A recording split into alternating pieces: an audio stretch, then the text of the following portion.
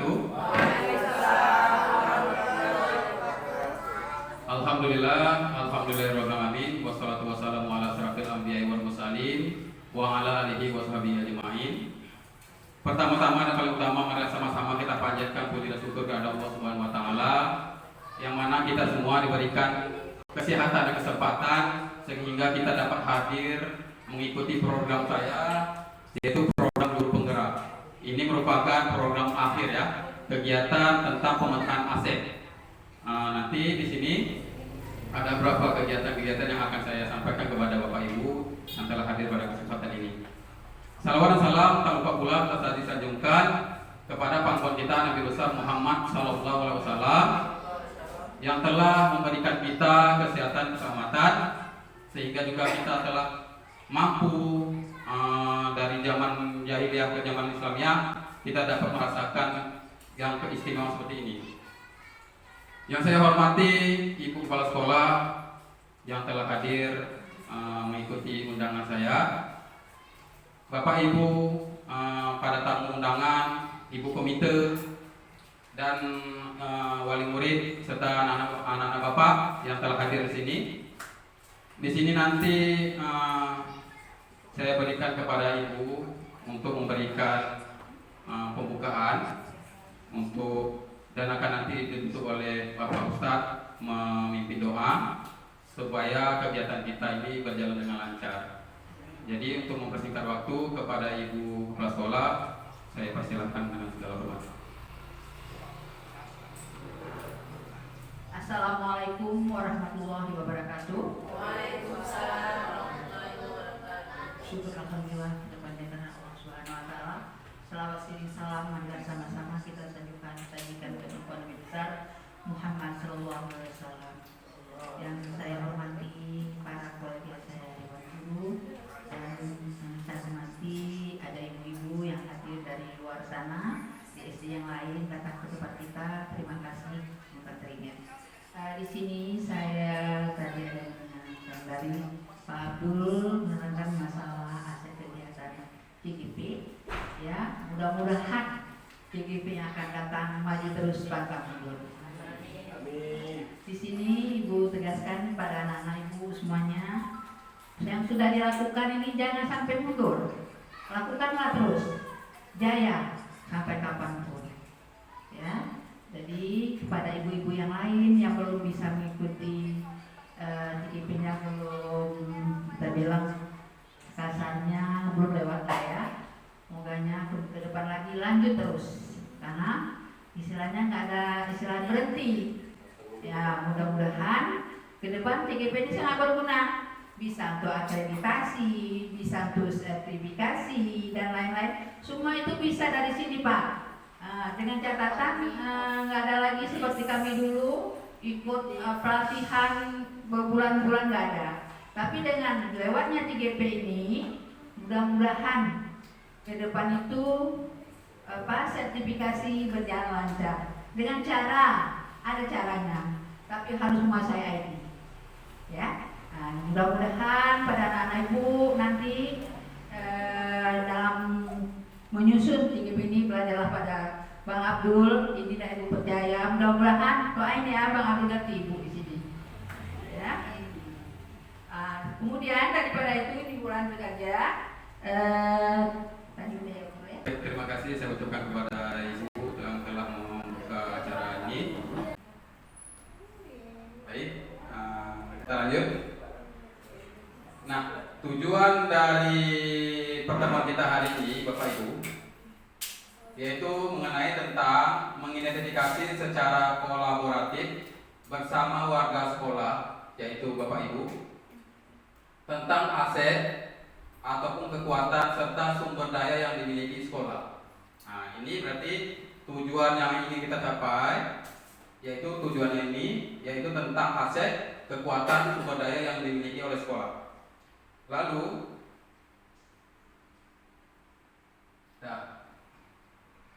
Bapak Ibu, kalau kita berbicara tentang aset, kita ini adalah seorang guru, gitu kan? Pasti memiliki berbagai macam aset yang kita kenal di sekolah. Nah, sebelum kita lanjut, saya mau bertanya dulu kepada ibu-ibu.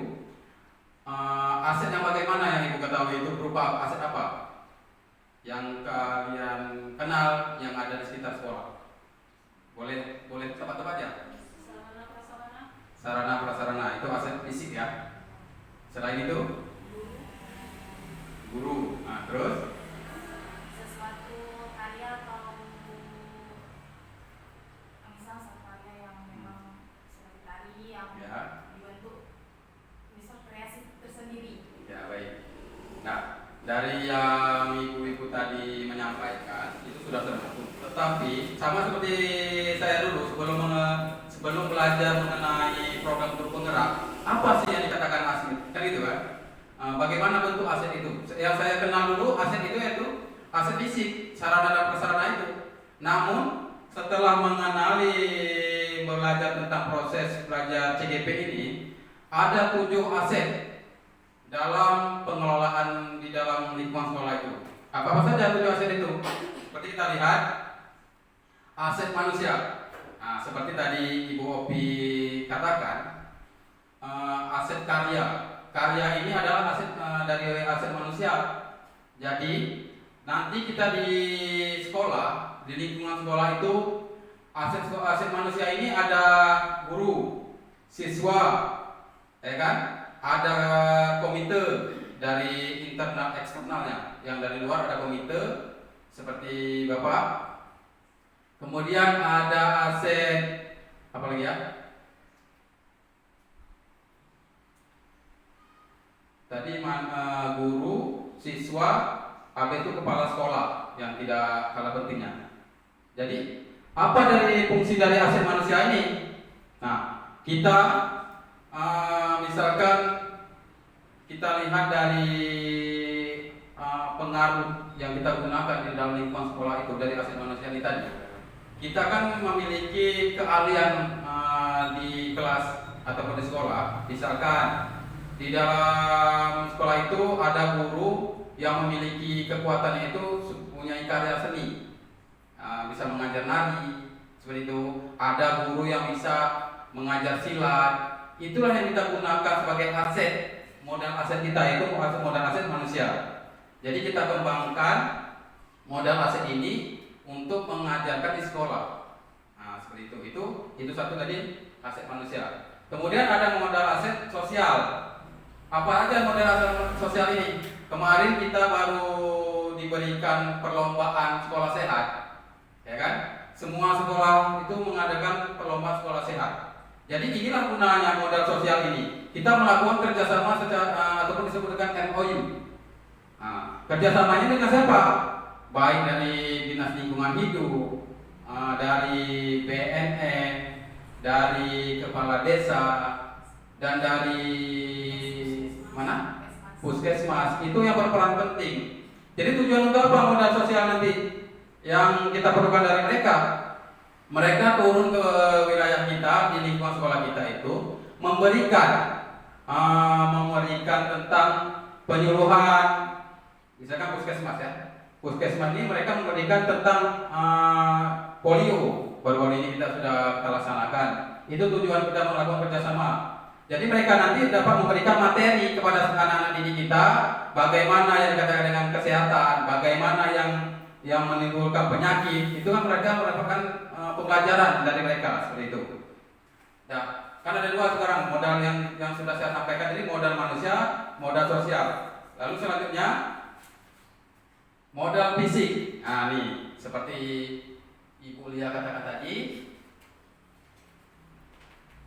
Seperti Ibu Lia katakan tadi, modal fisik. Modal fisik inilah yang dikatakan sarana. Sarana, misalkan kita memiliki gedung. Dan kemudian kita di depan itu memiliki hidroponik ya. Jadi aset inilah yang kita gunakan kepada anak-anak didik kita untuk mengembangkan proses pembelajaran kita, Bu. Nah, jadi pelajaran yang hidroponik tadi itu apa?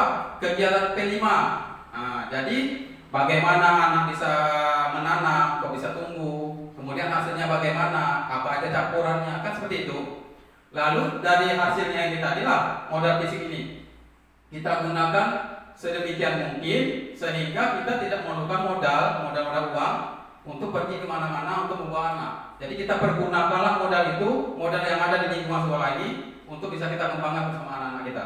Seperti itu. Lalu yang berikutnya itu modal lingkungan atau alam. Nah, banyak sekolah itu kan mereka melakukan kegiatan itu di luar karena berkaitan dengan lingkungan atau alam. Misalkan mereka belajar di hutan lindung, ada itu ya. Ada misalkan belajar mereka di tempat-tempat alam bebas lah untuk memberikan ilmu kepada anak-anak didik kita.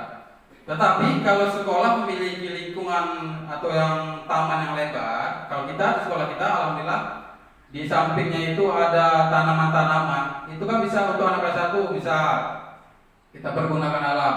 Misalkan menghitung jumlah daun yang jatuh. Kalau anak-anak kelas 1 kan masih mencoba menghitung ya. Jadi berapa pohon mangga itu ada berapa buah daunnya jatuh misalnya gitu. Itu termasuk suatu pembelajaran yang bisa kita berikan kepada anak didik kita melalui modal lingkungan alam ini seperti itu.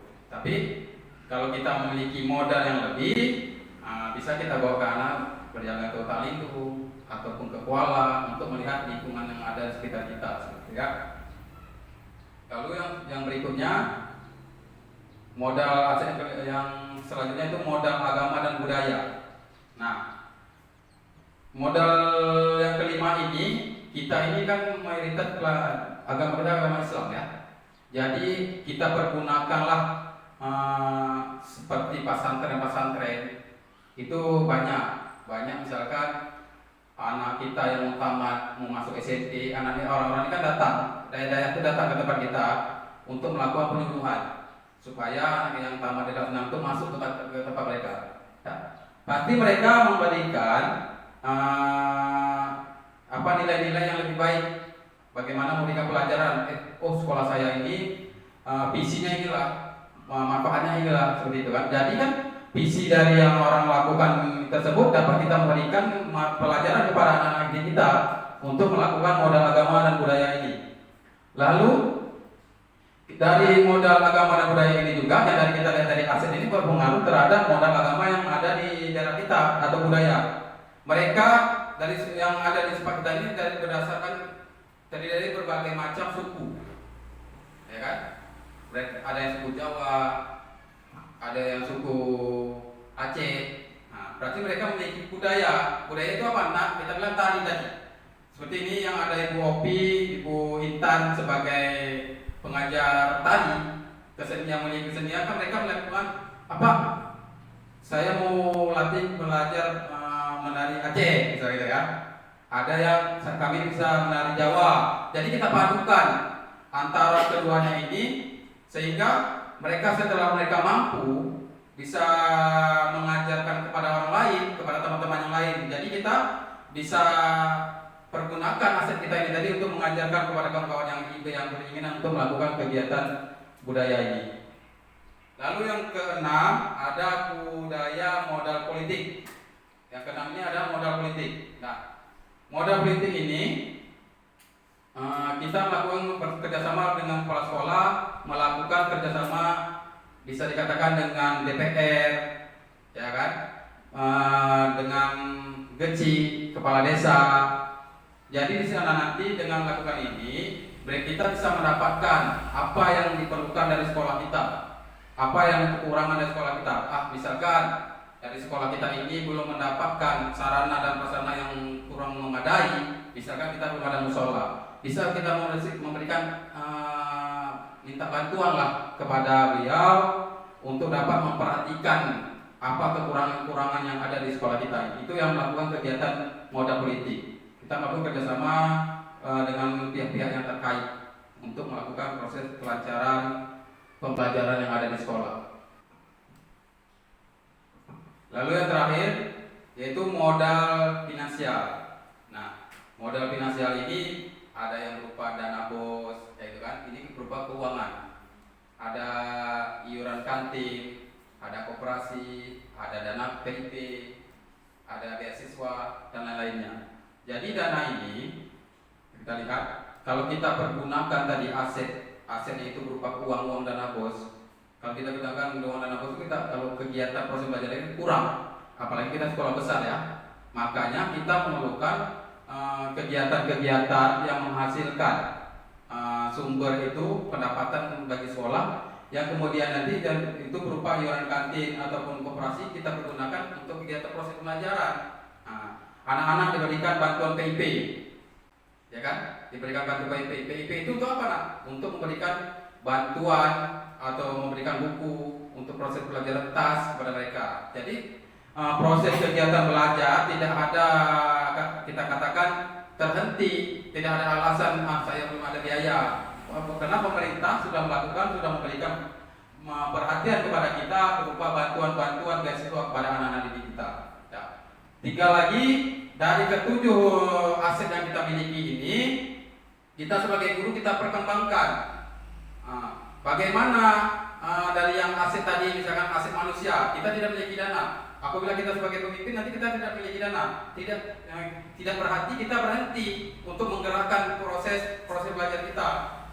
Jadi kita gunakanlah modal aset manusia ini tadi yang memiliki kelebihan-kelebihan di kelas, kita pergunakan untuk melatih anak didik kita, sehingga proses nanti dapat berkembang yang sesuai dengan yang kita inginkan, seperti itu ya.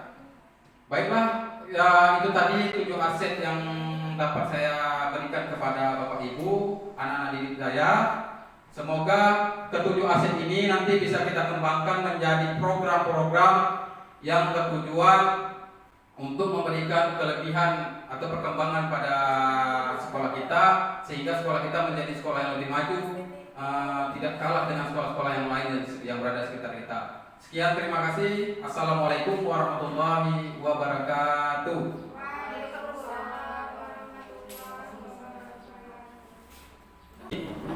Lalu acara penutupnya akan dibacakan doa oleh Pak Ustadz. Kepada Pak Ustadz kami persilakan dengan segala hormat.